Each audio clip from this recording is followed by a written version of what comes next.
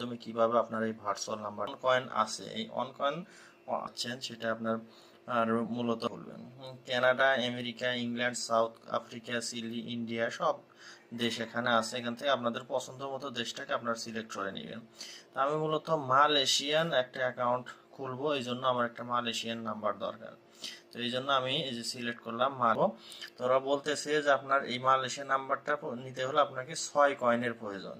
তো আমার অ্যাকাউন্টে অলরেডি 1 কয়েন আছে, তার মানে আমার 5 কয়েন হলে হয়ে যাবে। তো এর জন্য কয়েন আমাকে 5 কয়েন পারচেস করতে হবে।